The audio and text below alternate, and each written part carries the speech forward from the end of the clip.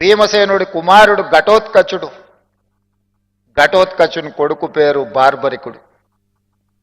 మరి ఆయన ప్రత్యేకత ఏందని మీరు అనుకోవచ్చు.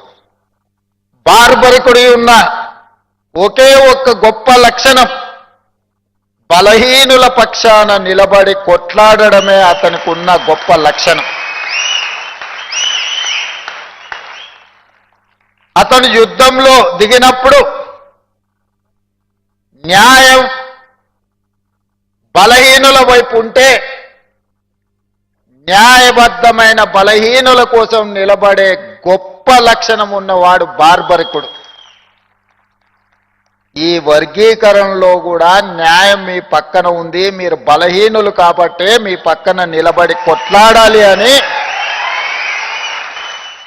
ఇక నేను కూడా మీ పక్కన నిలబడకపోతే